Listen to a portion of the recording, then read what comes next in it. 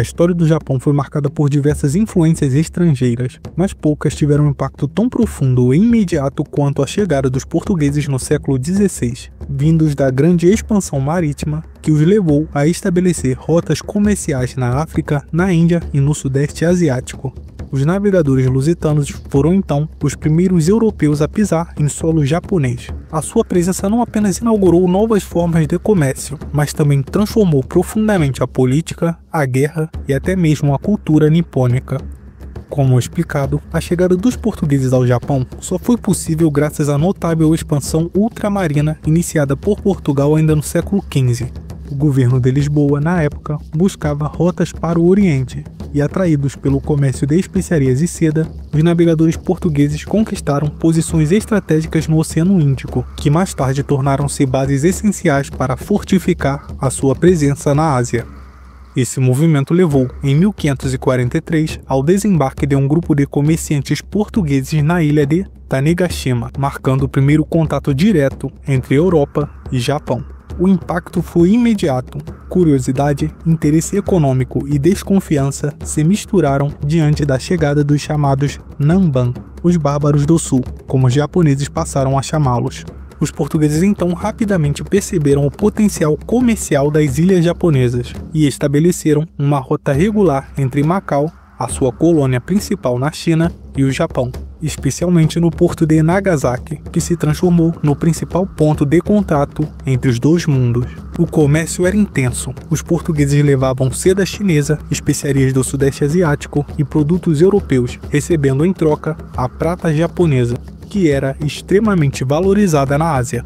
O dinamismo desse comércio foi tão grande que Nagasaki passou a ser considerada quase uma cidade portuguesa por algumas décadas, marcada pela presença de missionários e pela influência cultural ocidental. Um aspecto curioso desse sistema era o papel intermediário desempenhado por Portugal entre Japão e China. Na época, as relações diplomáticas entre os dois países eram limitadas e tensas, e o comércio direto era praticamente impossível.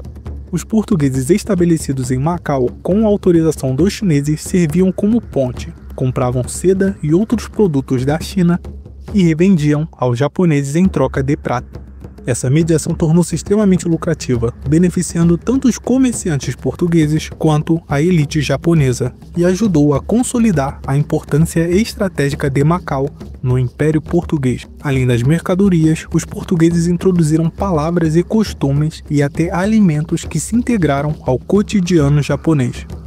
Termos como pan, botan e capa têm origem no português e sobreviveram até hoje no idioma japonês. O maior impacto, contudo, veio da introdução das armas de fogo nas táticas de guerra japonesa. Os mosquetes europeus, rapidamente apelidados de Tanegashima, em homenagem à ilha de onde chegaram, transformaram completamente a arte de guerra no Japão. Até então, os exércitos japoneses eram dominados por samurais com espadas, lanças e arcos, mas em poucas décadas os artesãos japoneses dominaram a produção de mosquetes e passaram a fabricá-los em larga escala.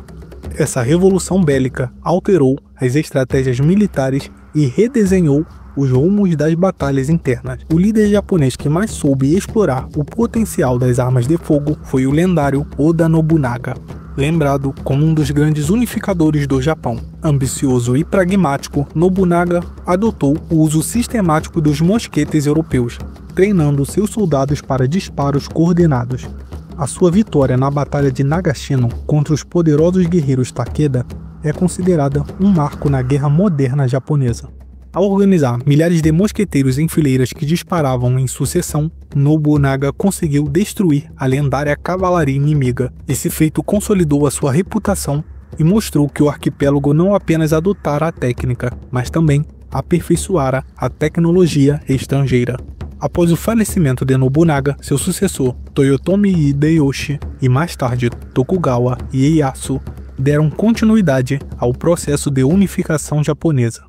Em 1603, Ieyasu estabeleceu o shogunato Tokugawa, que governaria o Japão por mais de 250 anos. Nesse período, o contato com estrangeiros foi cada vez mais restrito. Os missionários jesuítas trazidos pelos portugueses haviam conseguido expandir o cristianismo rapidamente. Temendo que a religião minasse a coesão interna e facilitasse intervenções externas, os Tokugawas optaram por uma política de isolamento conhecida como Sakoku, que praticamente eliminou a presença europeia do Japão a partir do século XVII. Apesar disso, o impacto da presença portuguesa não desapareceu. As armas de fogo permaneceram integradas às forças militares. Nagasaki manteve seu papel de porto estratégico, embora mais tarde sob influência holandesa. Os traços linguísticos e culturais lusitanos ficaram como lembranças desse breve, mas intenso encontro.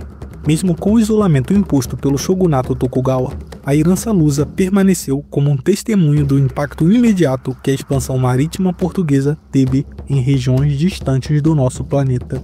Para os japoneses, a chegada dos Nanban não foi apenas o contato com estrangeiros, foi o início de uma nova era em que a guerra, o comércio e a cultura nunca mais seriam os mesmos. Se você chegou até aqui, o meu muito obrigado e até a próxima.